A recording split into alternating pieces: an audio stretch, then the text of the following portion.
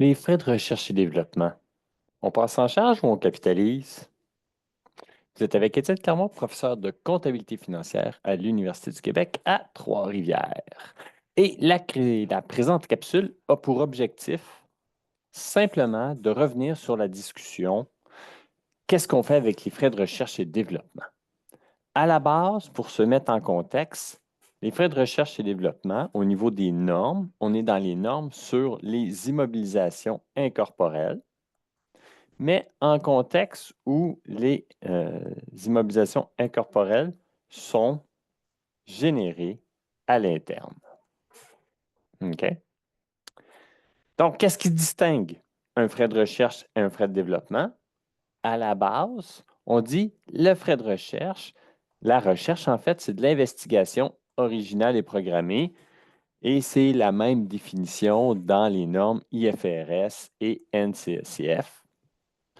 Tout comme le développement, c'est l'application des résultats de la recherche qu'on a faite. Ce qui distingue les deux, grosso modo, en recherche, on passe les frais de recherche en charge à l'état des résultats, alors qu'on capitalise à l'actif, donc au bilan, les frais de développement. Ici, je mets un petit bémol, parce qu'en NCECF, vous avez un choix possible. Choix de tout passer en charge, autant les frais de recherche que les frais de développement. Mais si l'entité a fait ce choix de méthode comptable, ben, toute la capsule, elle ne sert pas à grand-chose. Donc, la capsule sert dans le contexte où on passe les frais de développement, où on les capitalise à l'actif. J'ai mis un mur entre les deux. Et tout l'enjeu de la réflexion, de la décision, vient à quel moment on brise le mur, puis qu'on passe d'un frais de recherche à un frais de développement. Parce qu'à la base, c'est simple. Frais de recherche, charge à l'état des résultats. Frais de développement, actif au bilan. Mais à quel moment on transige ou on passe de l'un à l'autre? Alors, pour ça, il y a les critères sont les mêmes d'un référentiel à l'autre. J'ai créé un acronyme, FAIRE-C. C'est quoi? Bien, voici les 6 critères selon les différentes normes, l'IS 38, 3064, qui permettent d'établir qu'on est maintenant dans un contexte où on est à l'étape du développement, on a des frais de développement et qu'on a le droit de les capitaliser. On a le droit, on devient dans la situation, on a l'obligation de les capitaliser à l'actif au bilan. Donc, il faut d'abord avoir une faisabilité technique. Donc, il faut que ce soit réaliste, il faut que ça se fasse. Il faut qu'on ait des avantages économiques futurs, mais qu'on soit capable de les démontrer. Souvent, on va parler, il y a un marché qui existe, hein, des études de marché qui ont été faites pour montrer que oui, le produit va pouvoir se vendre, on va pouvoir faire des bénéfices avec ça.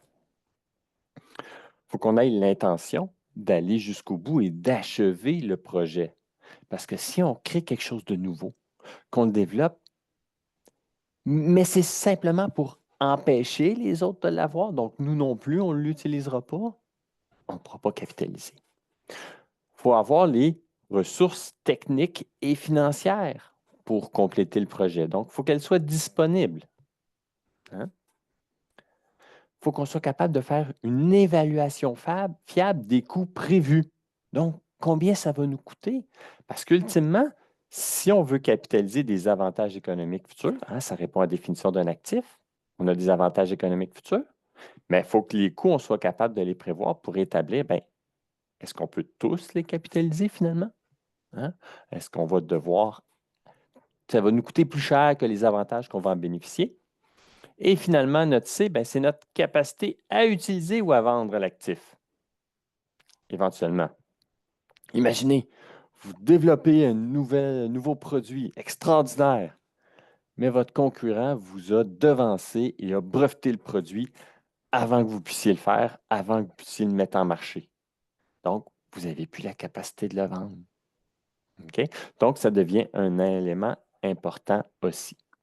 Tout ça pour dire que quand vous avez vos 6 critères, la passation en charge des dépenses de recherche cesse et vous capitalisez à l'actif, ce qu'on va maintenant appeler les frais de développement.